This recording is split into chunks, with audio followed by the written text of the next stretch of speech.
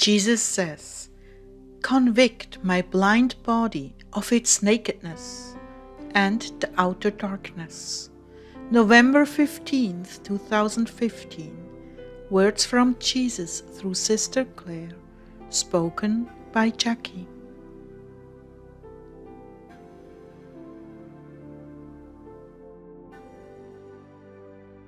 Jesus began, "I have brought all of you together for a purpose. Each of you has gifts and attributes. The other is missing. Haven't you noticed that?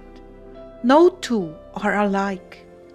How I delight in your differences, and how I delight when I see you making use of yourselves, melded into one, providing for the needs of others. Even as it is written, our desire is not that others might be relieved while you are hard-pressed, but that there might be equality. At the present time, your plenty will supply what they need, so that in turn their plenty will supply what you need. The goal is equality, as it is written, the one who gathered much did not have too much, and the one who gathered little did not have too little." 2 Corinthians 8:13-15. This world is a very lonely place, and part of your testimony as belonging to me is that you go about doing good where you can. By this, all men will know that you are mine. You were right when you said that I never give up on anyone, and you shouldn't either. My brides all around you, I've placed those with needs that you have the wherewithal to meet.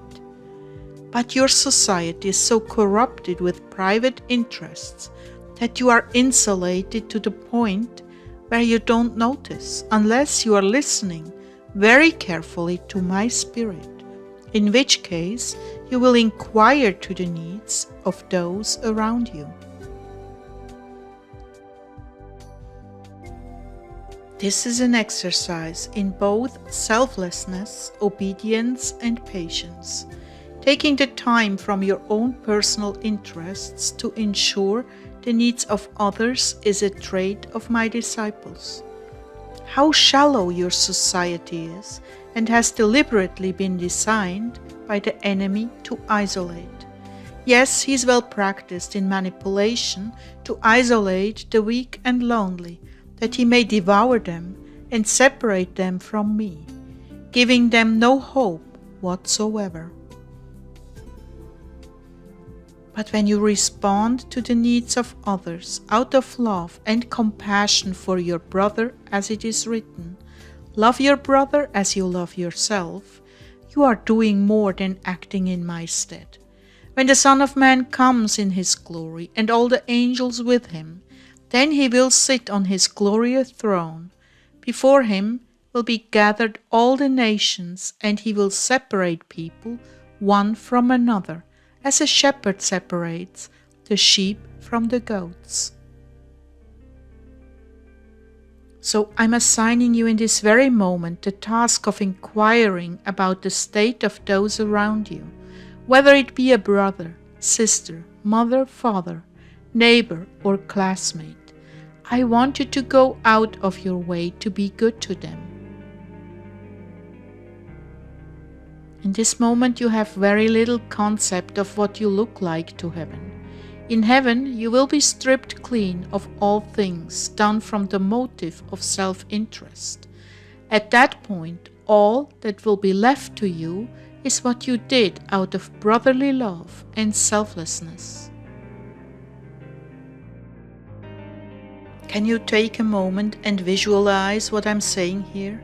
Everything you've done for yourself and your own desires, beyond the realm of absolute necessity, the merits of everything will be removed from you.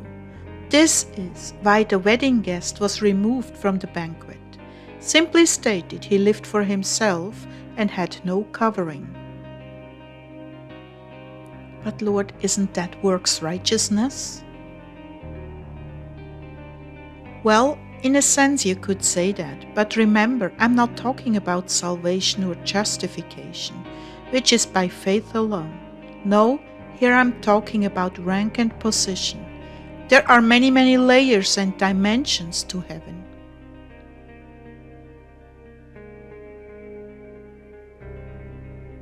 There is a place called the outer darkness, which is reserved for those who are saved but did very little for others in their lives. This is as it should be, Claire. Believe me, this is justice. The more you resemble me, the closer to the glory of the throne you will be.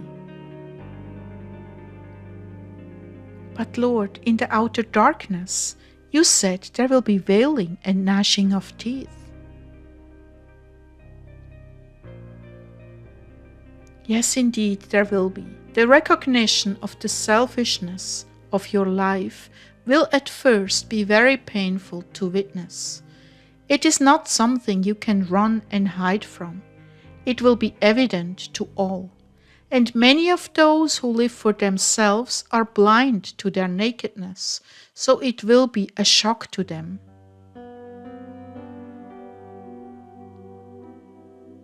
My love, when you make good deeds a habit pattern of your life, you go around convicting my blind body of their own nakedness. The more long-suffering and generous your charity, the more convicted they become.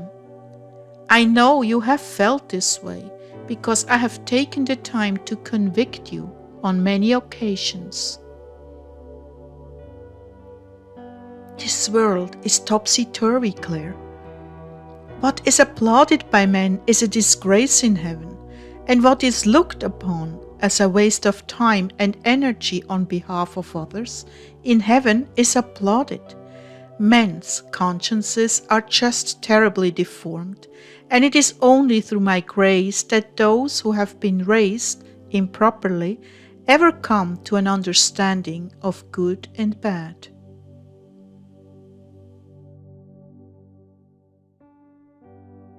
You are my most exquisite of all creatures, my people, and the more you resemble me, the greater your reward in heaven. I've given you intelligence, reason, and free will. Note that the greater your vigilance over others, the greater my vigilance and reward, both now and in the age to come, over you. Press in, therefore, with these gifts, my beloved. There is a crown waiting for those who run to win until the end. I'm coming soon. Make the best of the time left to you.